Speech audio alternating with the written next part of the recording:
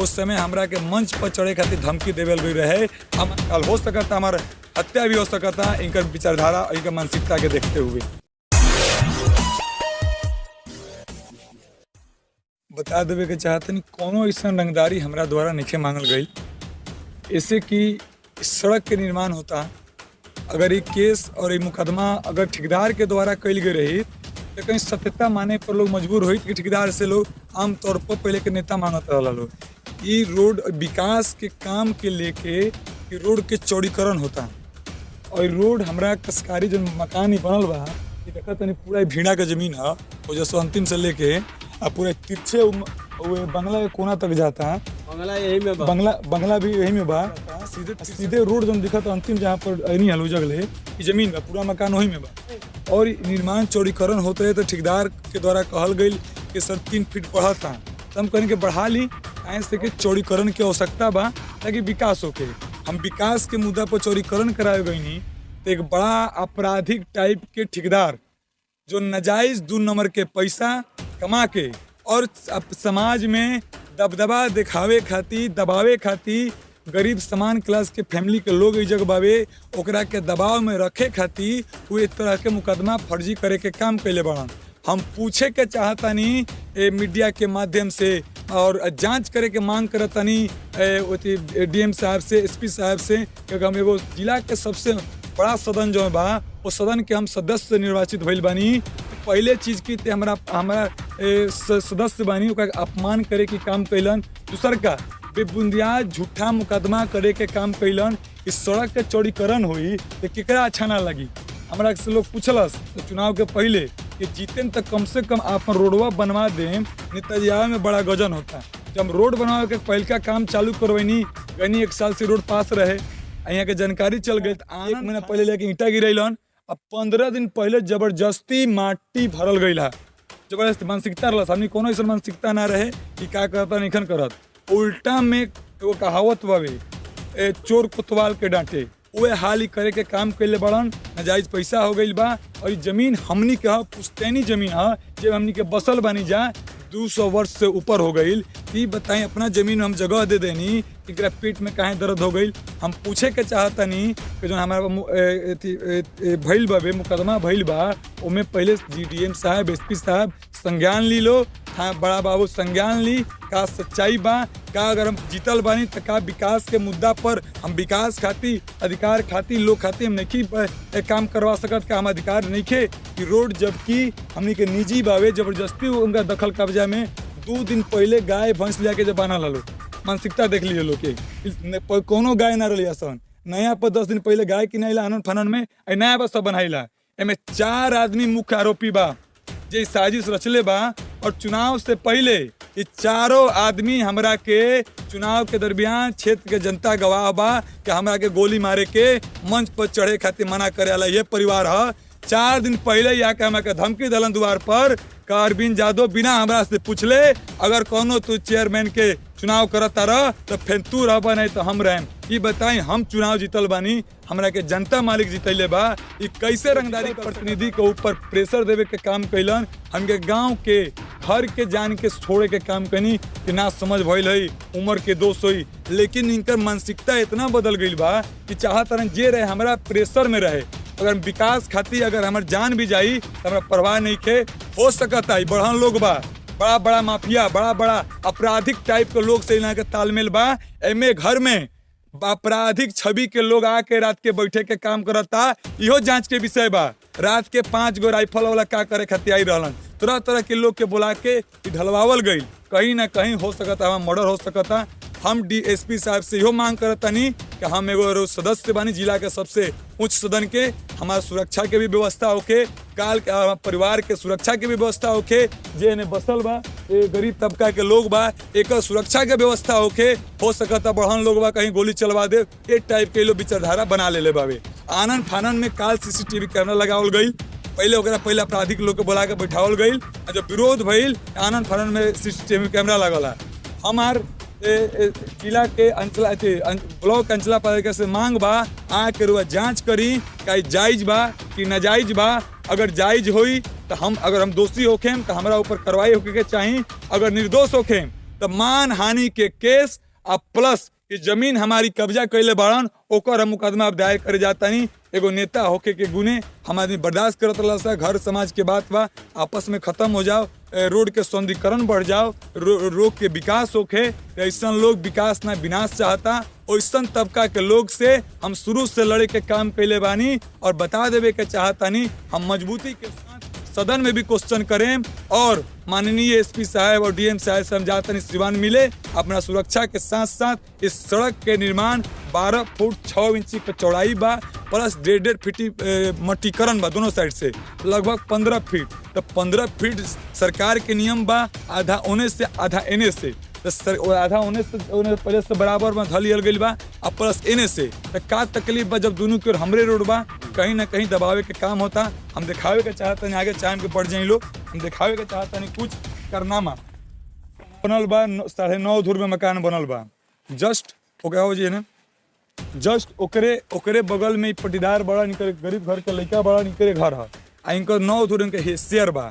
ती कल आपत्ति जतैलन कि हमार 9.25 धुर जमीन कहाँ बा, वो इनकरा एकदम है सामने आधा द्वार पलावत सीधे कोना से।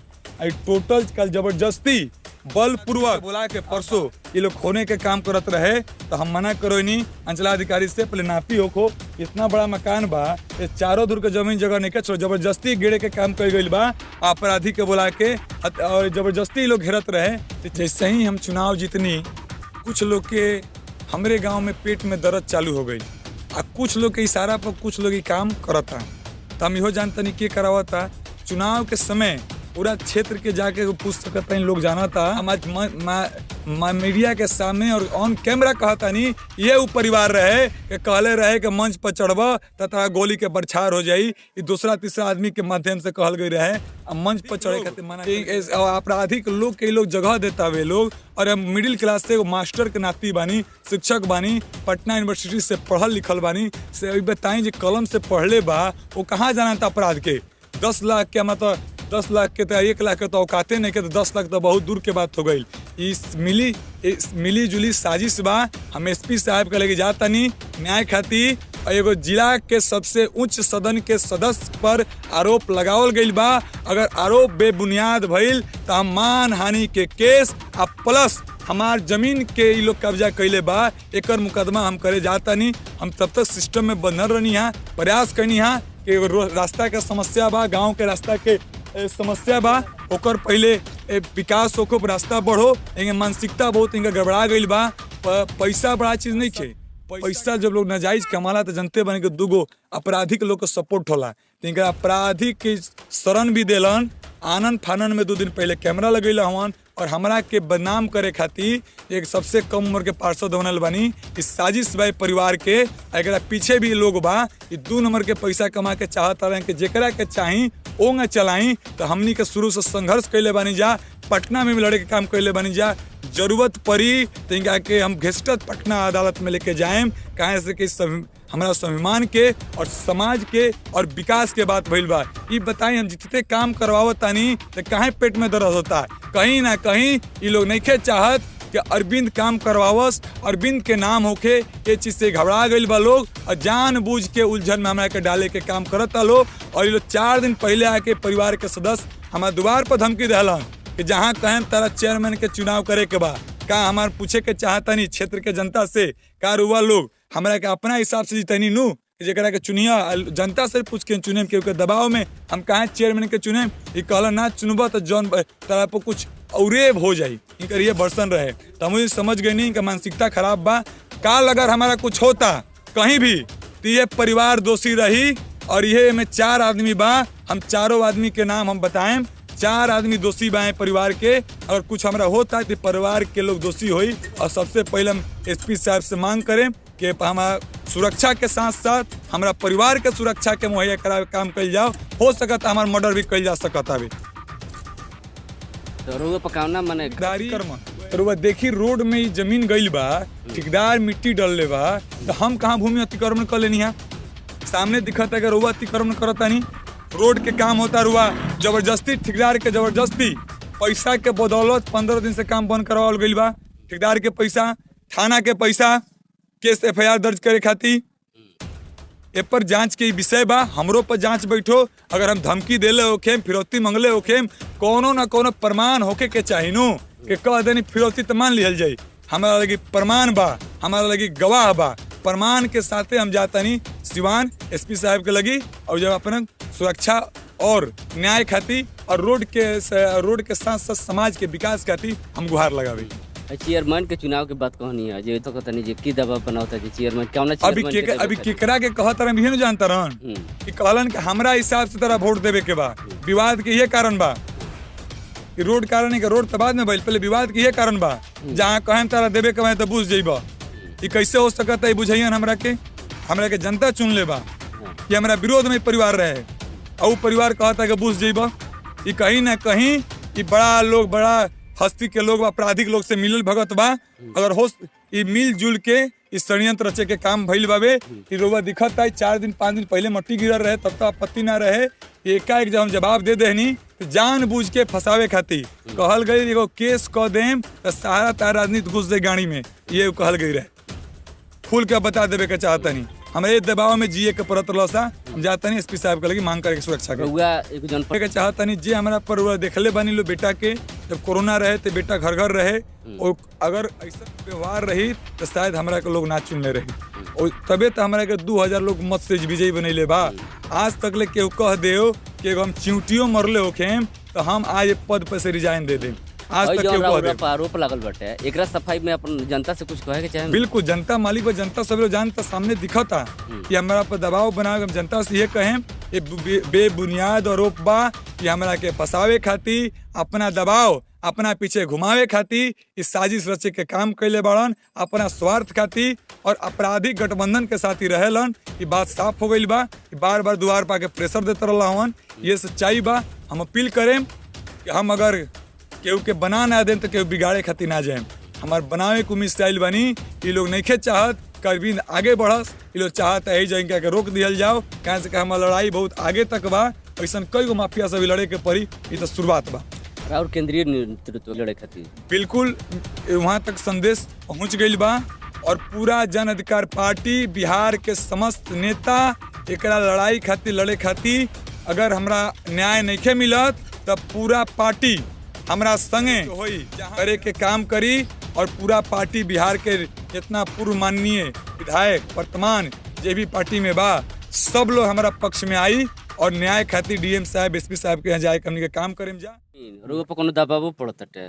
हां दबाव तो बढ़ले बटे जब दबाव ना रही तो वहां कैसे हो। हां तेकर का कुछ सोचले बनी कुछ कहे कैले बनी का करी सी कहे जी। हां सीओ की है चाहे केहू जन प्रतिनिधि से केहू से ऐसा तो ना हो का करम का सोचले बनी तो कंप्लेन करब और का करब कंप्लेन है ना होती आप ही देखिए आधा निकलेगा तो इधर तक आ जाएगा। लोग इतना ही जमीन गिनवा लिए इधर पूरा तो अपने बल पूर्वक पैसे के बल पे ये सब करवा ये हमारे पटदार है बड़े देखिए आखिर ओकर आधा से है जाओ के कहीं है जबरदस्ती है देखी सामने बा देखी जबरदस्ती ने खनवा और जबरदस्ती सब कुछ कइल नापी भइल बा। हां नापी भइल बा नापी का ओकर आधा हां अजे जा है जा पड़ला नापी में यही जले आवली लगभग 8 फुट पड़ी 8 फुट ले धरा के।